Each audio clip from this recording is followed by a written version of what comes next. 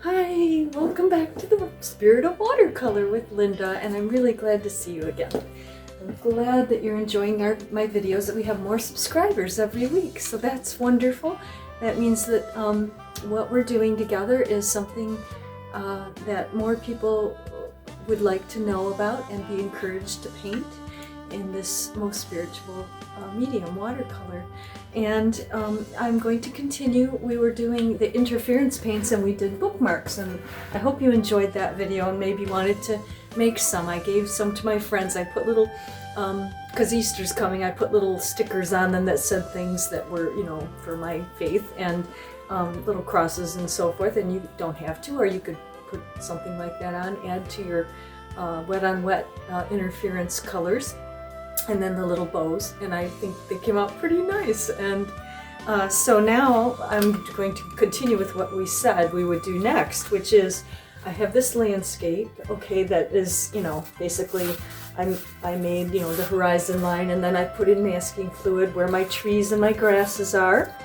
And I'm going by a photo, and I'm not sure if I have my, oh yes I do. I have my photo with me. And I'm going to change it, but I'm going to use parts of my photo, okay? I didn't draw it exactly like this. My trees are in little different locations and grasses in my painting because I use what we call artistic license. I do like the gold of the sky and the darks in here, the silhouettes of trees and such. And then I'm going to try and, you know, make more color in the sky and put some of those interference colors in so we can just see what happens there. We did that sort of in our universal painting as well, where we painted the universe, the galaxy. So that you might want to check out too. And then you will try this iridescent paint. I have one iridescent paint only, I think. I'm going to check that, but it's iridescent topaz. As you recall, the interference paints, they go on to dark colors or they don't show up as well. They're just very subtle, shimmery. They reflect the light, and the light, they basically, the light breaks them up and it kind of disperses, so it has a different effect than the iridescent, which is more of like a reflecting it back at you look. So you'll see the difference. That's why I'm going to use these together so we can kind of see the interference versus the iridescent and how they look different. They will show up much more on white or colors, the iridescent ones, versus the interference paints. I still have my interference blue and copper, and of course the pearlescents I may or may not use in this. I may, but they're the ones that kind of really look a little more glittery. Don't really have color. The pearlescent shimmer color that I have is sort of like pearly looking and glittery, and it's really pretty too. And so we'll play with those in a landscape. I can't say I've ever done that before, so it's going to be something again where we discover together and we can kind of just see how these paints look versus just using your traditional paints. I also, when I do this landscape, I want to, like, you know, use some sponging for trees. So remember our sponge video? You can check that out if you want to get more into that and how to use it. And also I thought for another non-brush technique, even though it's a brush, it's not a traditional watercolor brush, is the fan brush. Let's see what kind of maybe pine tree needles, you know, we can get, or something with this fan brush. Maybe some little effects in the grasses as well. I don't know, but let's play with that also so we just have a little more variety beside our traditional painting, you know, where we use, you know, our flat washes, graduated washes. I have all those in prior videos, so please, if you see something here you don't remember or know how to use, you can look back into the earlier videos, and I do some real pretty basic demonstrations. But for now, let's go to this landscape. Let's let the paints and the brushes and sponges, let the paints flow. Let's get loose and fun, put on the happy music, and get creative. Okay, ready? Let's go.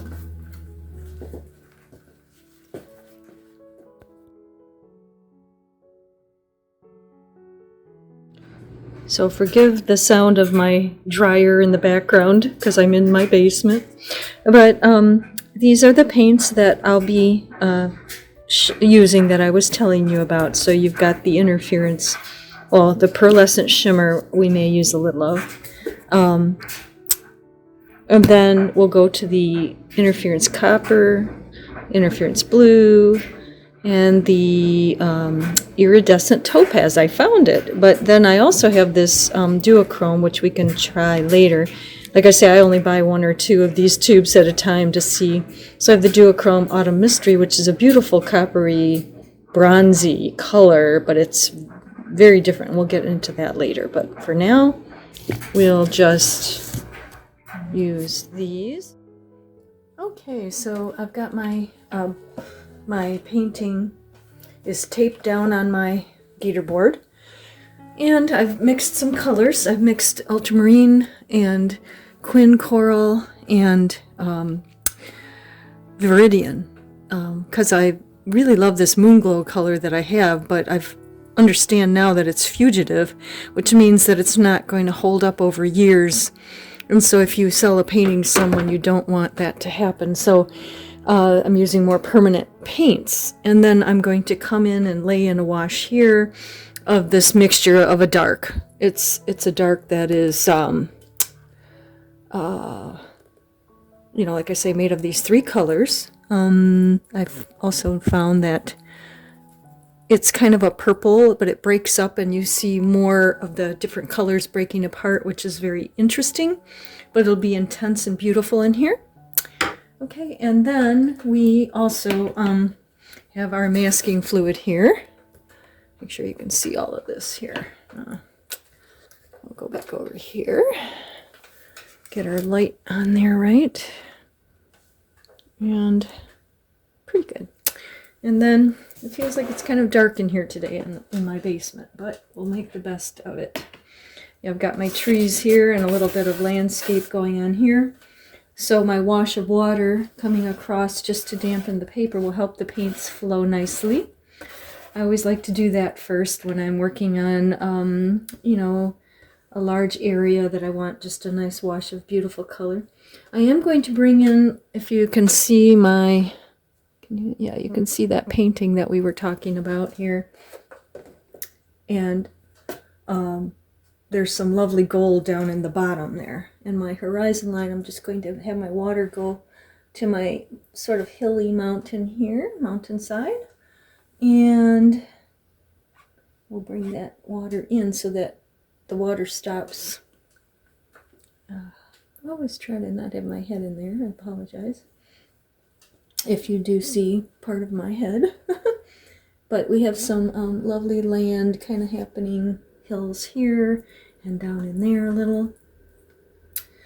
And like I say, artistic license means I have the right to create my painting in any way I like, and I can divert from what I see in a photo or in reality, and abstract it or make it representational or super representational, which is a whole nother story.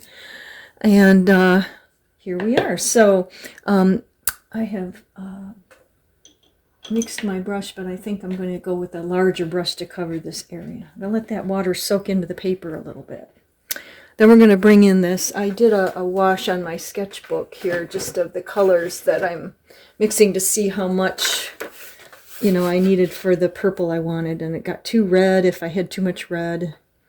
And but here's some of that lovely breaking up purple that I like right here, and I'm hoping to get some of that up in the top and flowing down and then into this golden yellow that I have on my palette over there that's just in the sky there. So we can, bring in some of those lovely interference colors in there, and maybe in some of the darks down here as well. That big tree at the bottom of my photo, I'm not too excited about that, so it's just going to be more of a tree here.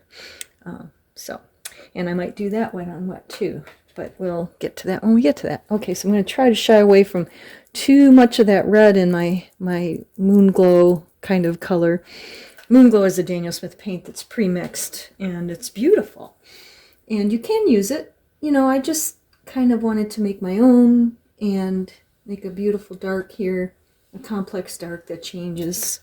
And, oops, I got that red in there again. See, I need to think about that. Think it through. The viridian is very green, so you may see some greens and purples and blues coming on into this. I'm going to go back to my flat. I can cover more territory with my flat brush, I find, and I prefer it.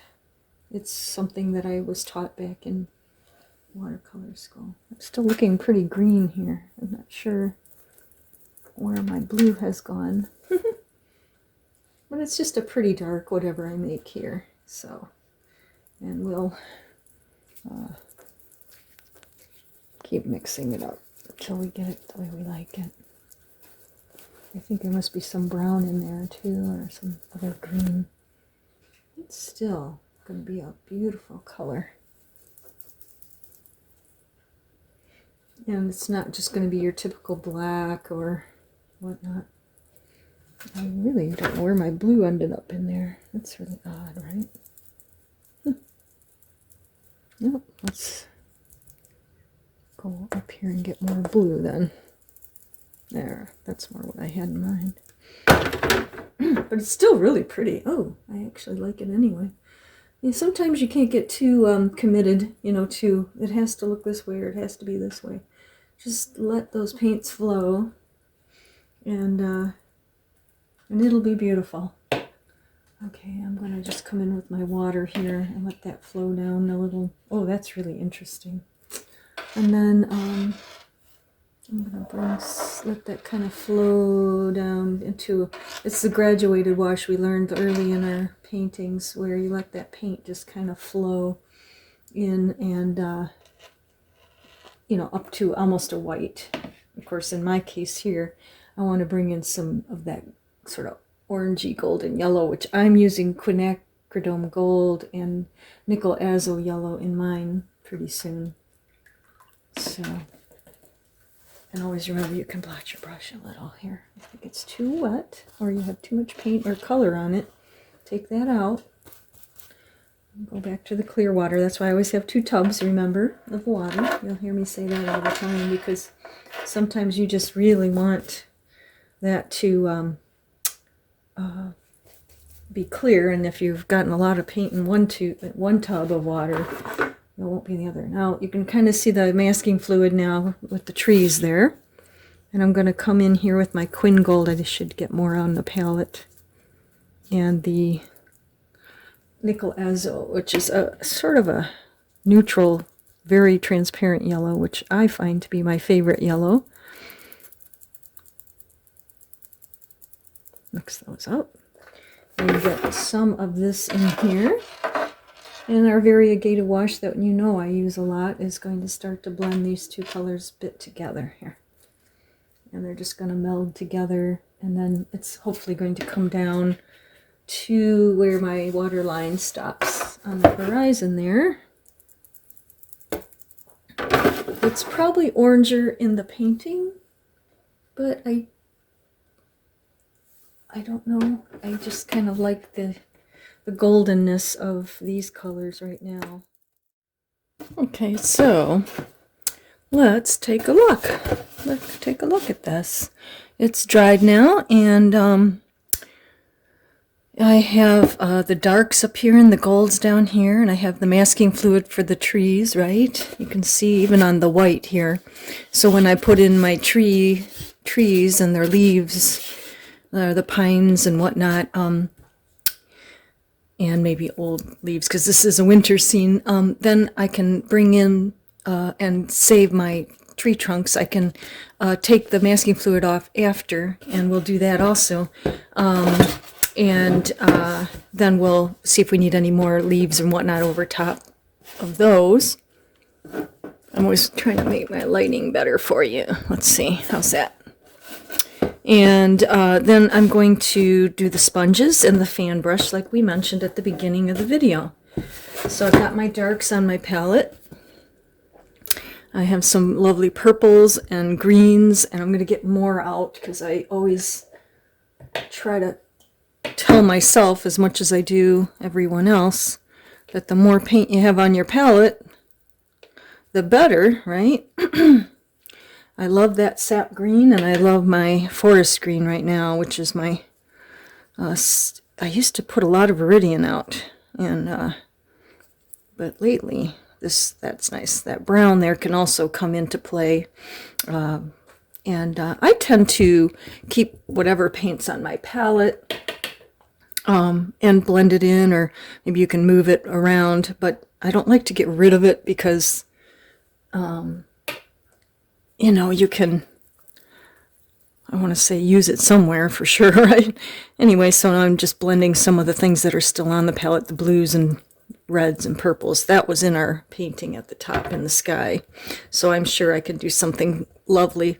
When I do my sponging of my leaves and trees, I'm going to want to not just use one color throughout, but I want to use some cools and warms.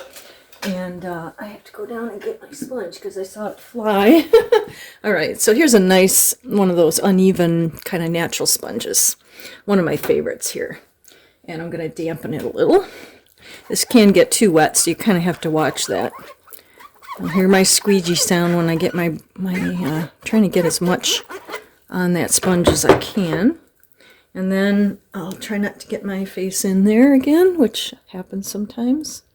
Go down to the bottom tree on the white here. On the snow, I should say. Use your imagination. And we start to bring in some of that. Now, one thing you can do, which is optional, I may or may not want to have this be wet. I could have wet it first, or I might want to put my sponge in and see where I want it wet after. There's different ways of doing this. Creativity has not a whole lot of boundaries, you know. We set them ourselves, I want to say. And sometimes to our own limitation or limiting the painting. So, now if you look at my photograph, which just went somewhere. There was a tree down here, but I didn't care for it. It just looked like a big ball of darkness. So I'm going to go in with some of these really red purples that were up here, because I want my painting to be a little bit variety of color. I don't want it to just be green. And also, the other thing here is that I want the colors from the top of the painting to be related to the bottom so that the painting becomes more unified. Okay, sometimes what happens is we tend to forget that, and it can be all one color or two colors or three colors at the top and different at the bottom, and you can't really tell if the painting is what's the word? Well, it splits into two paintings, is what I'm trying to say, and we don't really want that. Look at that gorgeous green. I'm going to get a whole lot more of that out. And in this case, which in a lot of watercolors, you tend to want your darks on after your lights. I have my softer, lighter values, and then I'm hoping to come in with some darker values over the top and bring those in. So I have a variety of light values and dark values. It adds interest. Well, it adds dimension as well, perspective. Now, the other thing about this is I'm going to have highlights come back in with the iridescent paint, which is that topaz. It's kind of a green. Do I have it right here? Goldy green color. Make sure I have the right one here. Yeah, that is a really, you're going to see what beautiful things that does over top. We're going to do some more trees back here as well. I'm trying to decide what color those will be. Now, sometimes in the winter too, these trees up here may not have a whole lot going on them. So I have to think about that. But let's kind of think about this one for now. Let that dry. And we'll think about what we want to do up here. This is almost a black up there. It's like I mixed it and I made a black, but it has some essence of green in there as well. So I may put a little bit of some colors up there as well. Now I have the gold in the background there, so I might actually want to do some of that interesting red, black, more and purpley colors. I'm thinking out loud as we do this. Oops, I put the green in there. Well, I'm going to make a black again, maybe. That'll be interesting, dark. Again, using the colors from, what I already started with is going to keep this painting more of a unified painting. I might try a few of those. I wanted to see my photo when it fell over. There we go. We'll see what kind of... See, in here, it's really just branches and so forth. So, you know, I could just do some black little strokes and branches. Actually, that might be a good time to use my fan brush that we talked about. So, let's do that. I don't have a lot of time right now. I have to go to work, but I'll come back. Yeah, I like the idea of that. Just some little fan brush extensions coming in here, so of darks. My sponge is still sitting in my palette. That's okay. Get some interesting darks going on in here. This palette you can spread out and change. You know, if I don't like what's here, I go over here. You know, it's where we can really try things, be experimental, be willing to, you know, see what'll happen. Okay, so there's different ways I can use this brush. I can kind of come in and just use a side of it just to get some little, oh yeah, seeing little darks that come in to play here. I gotta think about where I'm placing them and how they're gonna look on there. Oh, that's pretty awesome. I'll make sure they're attached to the branch though, if I can. You can always, you know, rinse or wet and lift them out if you don't like exactly. I don't always like exactly everything I set down on there. That's quite interesting. I probably want to put some more blacky darks in there though, greens or something into that. Make it a little more that way. And yeah, ooh, this could work. Now it's time to take the masking fluid off with my masking fluid remover where it's dry, and start to come in there and bring out the sometimes I bring a little bit of this masking fluid out even before I'm finished. I started to do that, and because I need to go in and put some branches and so forth in here, and then I might need to sponge a little more over. But I just like to keep those whites, as you can see. Okay. Might be more white than you actually need, so you come in with the sponge again. Okay, I'll come back. So the painting has set up and dry more, and I had put more stronger values in those trees, as you recall. And I just wanted to show you, we're going to do the interference and iridescent paints now, and maybe a little pearlescent. This was my sample in my sketchbook, and hopefully you can see, if I get really close, some of the shimmers of the blue, the interference blue up here at the top, and some of the copper. Okay, and hopefully, because it's really getting dark outside now, hope you can see that. Down in here, in this area, and here, and up in here, I did some of the, right there, the topaz. It's much more bright. You can get it, like I said, into the lighter colors. I put it into the lighter values, softer values. This was just a loose, you know, non-representational thing, so I could just practice. There is some of the pearlescence up at the top there, which I kind of like for star effect. I will, you know, be able to show you this even more when I'm finished, and on this one here, because when it's wet, you may or may not see it as well. That's why I wanted to show that.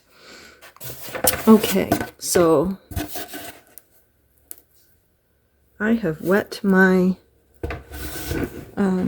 my board full of colors, but I haven't like really mixed these colors up. So here we've got our beautiful copper. And we have, I think I have more of the copper here, and pearlescent, and the blue, and then over here, oh, I don't know if I had you seeing that. Okay, so we have our interference copper or pearlescent shimmer, and our interference blue. I have that all over the place there. And then we have way over here, we have our topaz, our iridescent. So interferences and topazes, oh, and pearlescent. And then we'll apply some of that into our painting. Okay, so here's the painting. It's been setting up. It had dried, but I have wet the tree in the foreground and the trees in the background and the sky. It's been wet with the big wash brush. I have my interference colors now, and I'm going to start to put in the topaz into the tree here. And like I said, I was thinking I would do this with my sponge. Let's see, I have actually a different sponge. This one's a little less, it has smaller holes. Might be fun to try. And I'm just going to put it in my topaz there. It's been wet. Hopefully it'll get enough on my sponge. And then I will see. I have not used this sponge in quite a while. Let's see what it will do onto my... Ooh. Whoa. Gotta be careful I get that a little... You will see that how that shimmers and lights up the tree. Probably the smaller holes or the bigger holes might have been better, but I'm not sure. But it's going to have that shimmery greeny gold there. Excuse my head if it comes in. I have to grab my other sponges. I'm not sure. Let's see where I put them, the bigger ones. Oh, they're underneath my sketchbook. Okay, so with the bigger holes you'll get a little different. So I'm going to try that in the trees in the background now. This is a damper sponge, so it didn't quite dry, but I had dampened it earlier on purpose. Let's see if we can get some of this topaz here. And then we can maybe make some little markings here, but a little more defined, excuse me. And get some of that beautiful iridescent shimmer going on in there. Well, you know what? I don't think that's coming off on there good, so I'm going to wet this some more. I need to wet that a lot more. Okay. There it goes.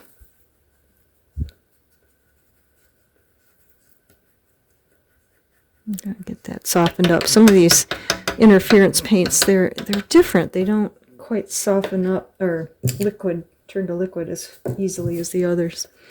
I'm going to go back to this sponge with the small holes. For some reason, the damp sponge is too damp. I'm just trying to get... Ooh, there it is. I'm having an issue with my palettes falling off. Okay. Sorry. There we go. We'll get that beautiful shimmer in there. Into the trees. Or tree-like backgrounds. You can do this with your brushes if you'd prefer. You know, if you come in and you want to make your little... You can use a small brush or a big brush and get them in that way as well. Get your colors in. Again, I apologize for that. And just get these little flecks, but it just takes longer to do. Get that in there. Okay. Now these, I'm still gonna put my color into my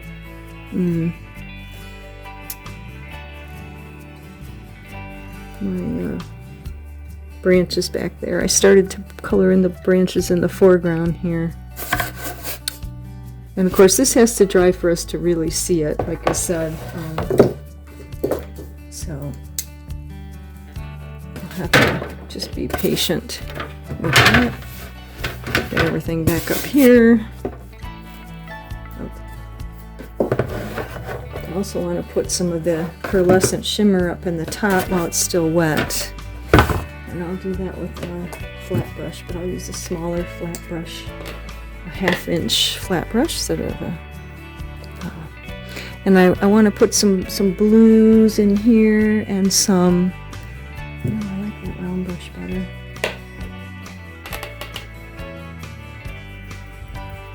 Get that blue going. It's so pretty. Up here I see a lot of it. Okay. Bring in some of that up in here. Get a little, I'm just wanting that to just kind of flow into the darks in the background, create sort of a bluing effect. Back to the big, soften that up, swirl it around.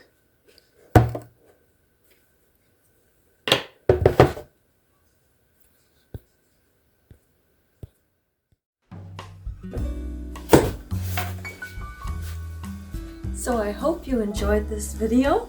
It was a lot more lengthy than I anticipated, but I think that we achieved a very interesting painting. I'm going to call it a sketch because it really was a first for me, and it's on this small board here. It's still kind of wet right in here, and there's sort of I'm hoping that will flatten out. But anyway, we will show you on the back screen. I did add some yellow and golds into the trunks so that they weren't just white. And I did bring a little more of the iridescent topaz in here. You'll see that close up behind me. And I added a little white because it was, in my mind, this painting was about the first snow. You will see that I have some grasses because when it first snows, we still have some life out there, oftentimes on the earth. And the trees were still, the pine trees are still green. So I just kind of went with that, and then again a little bit of that lavender purple shadows underneath, and I just left them that way pretty much. So I hope you enjoyed this video. Hope you learned something new and fun to explore these interference and iridescent paints. And let's move on to the next video. Let me know what you'd like to see next. I'm thinking that we might want to either move back into some more actual techniques, brush techniques again. And also spring is on the way. It's a few days into spring now, and I really want to start to talk. I do love flowers for good studies, as you'll see a lot of artists out there do. But I have some very fresh, loose approaches for you, and some things to keep in mind so that you can get the paint on there quickly and fresh, and not labor over the petals or the leaves. And we'll continue that way. And then, like I said, let me know what else you'd like to see. And thank you so much for joining me again. And please like and subscribe, and let's continue on our spiritual journey, which it just really has kept my life colorful and joyful, and I wish that for you as well. So let's keep going, and let's come back, and let's enjoy the spirit of watercolor. Thank you. See you again soon.